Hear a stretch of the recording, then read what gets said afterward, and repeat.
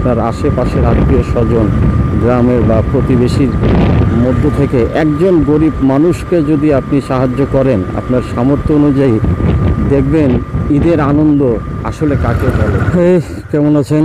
আশা করছি ভালো আছেন। যাচ্ছি গ্রামের বাড়ি সামান্য কিছু উপহার নিয়ে।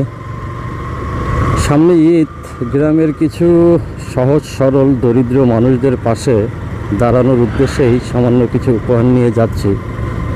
কিন্তু কি উপহার নিয়ে যাচ্ছি সেটা আপনাদের দেখাবো না, বলবো না, কিন্তু উপহারের কথাই বলছি। হয়তো ভাবছেন যে মানুষকে সাহায্য করব, সেটা আবার বলার কি আছে। বলছি এই জন্য যেন এই মানুষকে উপহার দেওয়া বা তাদের পাশে দাঁড়ানোর বিষয়টা আপনাদের একটু অনুপ্রাণিত করে। মানুষকে অনুপ্রাণিত করার উদ্দেশ্যেই ভিডিওটি করা। আপনারা যারা আমার ভিডিও দেখেন তারা যদি একটু অনুপ্রাণিত হয়ে কোনো একজন মানুষের পাশে যদি আপনারা দাঁড়ান, কোনো একজন দরিদ্র মানুষকে যদি সহযোগিতা করেন, তাহলে আমার সার্থকতা।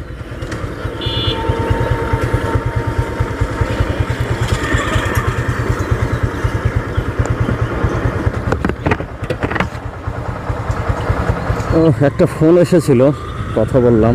তো যে কথা বলতেছিলাম, ভিডিও দেখে যদি অনুপ্রাণিত হয়ে আপনারা যদি আপনাদের আশেপাশের কোনো দরিদ্র মানুষের পাশে দাঁড়ান, একটু সাহায্য করেন, তবেই আমার সার্থকতা।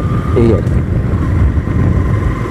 তো একটা কথা বলি, ছোটোবেলায় যখন গ্রামে থাকতাম, আমার গ্রামে যেসব ছেলেপেলেদের সাথে মিশতাম অধিকাংশই গরিব ছিল। তারা অনেক সময় ছেঁড়া কাপড় চোপড় পরে বাইরে চলাফেরা করতো। তখন থেকেই ঈদের দিনকে কেন্দ্র করে নতুন পোশাক, ভালো খাবার, এগুলোর প্রতি আমার তেমন আগ্রহ ছিল না। যদি ইসলাম ধর্মে ঈদের দিনে নতুন পোশাক পরা, ভালো ভালো খাবার খাওয়ার নির্দেশনা আছে। আসলে আশেপাশের কাছের লোকজনগুলোর বিবর্ণ জরাজীর্ণ অবস্থা দেখে নিজের কাছেই বিষয়গুলো খারাপ লাগতো। ধরুন, বিষয়টি এমন যে আমি যাদের সাথে মিশতাম ঈদের দিন অনেকেই ছেঁড়া কাপড় চোপড় পরে বের হতো। গ্রামে আর কি, গ্রামে যে পরিবেশ থাকে, আপনারা যারা গ্রামে বসবাস করেছেন তারা হয়তো বুঝতে পারবেন। ছেঁড়া জরাজীর্ণ পোশাক পরিচ্ছদ পরে যারা বের হতো, আমি নতুন পোশাক পরে ভালো খাবার খেয়ে তাদের সামনে গিয়ে সেই গল্প করা মানে তাদেরকে আরও কষ্ট দেওয়া, এইরকমই মনে হয়েছে আমার কাছে। যার কারণেই আমার ছোটোবেলা থেকেই তেমন একটা মন টানেনি ঈদের দিনকে কেন্দ্র করে ভালো পোশাক পরা, ভালো খাবার খাওয়া। তো তখন থেকেই মনের ভিতরে একটা আগ্রহ সৃষ্টি হয় বা ইচ্ছা সৃষ্টি হয় যে এই যে আশেপাশের যে দরিদ্র মানুষগুলো আছে তাদের যদি অন্তত ঈদের দিনের জন্য একটা নতুন জামা বা একবেলার জন্য ভালো খাবার তাদের মুখে তুলে দিতে পারতাম, তাহলে মনে হয় অনেক তৃপ্তি পেতাম। এবং সেই নতুন জামা পরা, ভালো খাবার খাওয়া এবং ঈদের যে আনন্দ, সেই আনন্দটা সত্যি সত্যি উপভোগ করতে পারতাম। তো সেই উদ্দেশ্যেই আমার সামর্থ্য অনুযায়ী এখন আমি চেষ্টা করি, এখন আমার যতটুকু সামর্থ্য হয়েছে সেই সামর্থ্য অনুযায়ী আমি চেষ্টা করি যেন আমি আমার আশেপাশের গরিব, অসহায় দরিদ্র মানুষদের মুখে অন্তত ঈদের দিনের জন্য হলে একটু হাসি ফোটাতে পারি। তাই চেষ্টা করছি তাদের জন্য সামান্য কিছু উপহার নিয়ে গ্রামের বাড়িতে যেতে।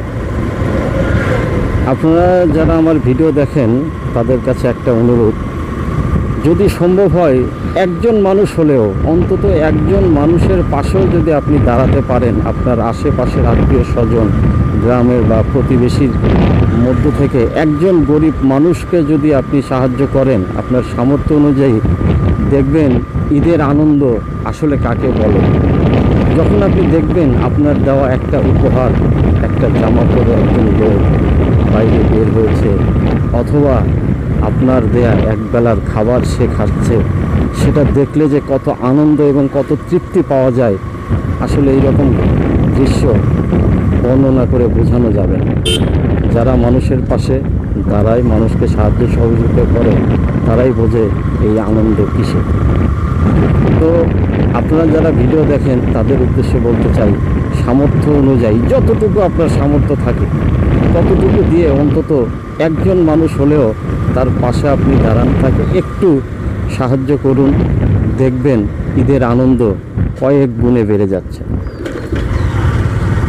দর্শক, অনেক বকবক করে ফেললাম, অনেক কথা বললাম। ভিডিওটি যদি আপনাদের কাছে একটুও ভালো লাগে তাহলে অবশ্যই একটা লাইক দিতে ভুলবেন না।